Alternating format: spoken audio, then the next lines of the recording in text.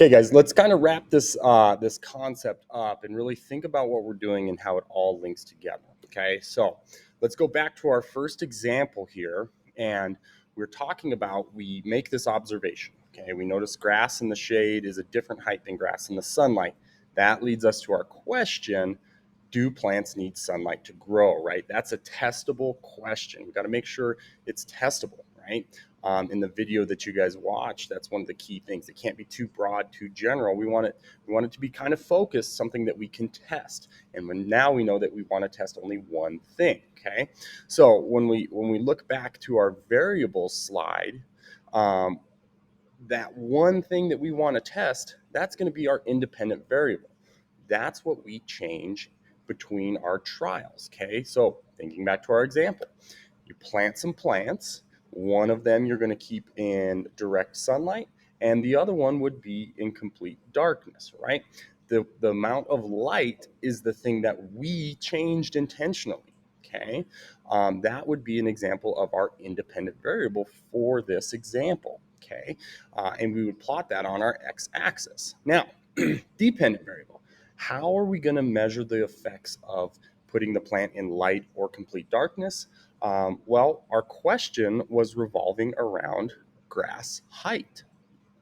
Okay, so do they grow? And when we formulated our hypothesis, we think that the plant in the light will grow taller. So the thing that we are going to be measuring, our dependent variable, that is going to be our plant height. So it's the thing that we're going to measure to determine whether or not our independent variable had an effect. Okay, so and then the last thing, the controls, the things that we need to keep consistent throughout. So if we plant, if we do this experiment, we want to make sure that things like, oh, we have the same type of soil, we have the same amount of soil, we're using the same type of plant, they receive the same amount of water. All of those things we want to keep exactly the same. Now, here's why. Let's connect it back. We only want to test one variable. Okay, so if our variable is the amount of light, that is the only thing that should be different. This is why this is important, because this is how we know, right?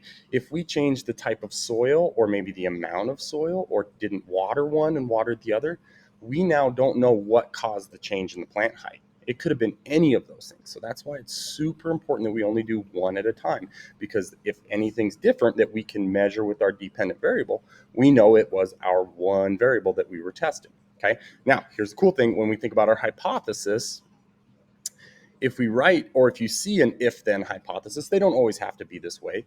But what it does, if you see this on the test, is the if statement identifies your independent variable. Okay, so let's connect it. It says if you put one plant in the sun and one plant in the dark, boom, right? That's the thing that we are testing. That's the thing we're going to intentionally change. Okay, our then statement is going to be our dependent variable. Okay, the plant in the sun will grow taller, right? The height of the plant, that's the thing that we're going to measure. So that identifies our dependent variable. And then the last, the because, that's kind of your explanation, right? That's kind of the root of your hypothesis. You're thinking plants need sunlight to grow, and we're going to test it. Okay, so yeah, so as we go through this, right, it kind of all links together. We got to make an observation. Our question is testable. That's going to link directly to our independent variable.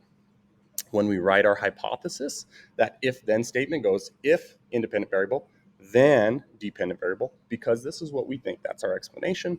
And we'll be able to collect that information. And we know if we're only testing one thing at a time, that's going to be what led to our changes that we see in our dependent variable. Okay, good job.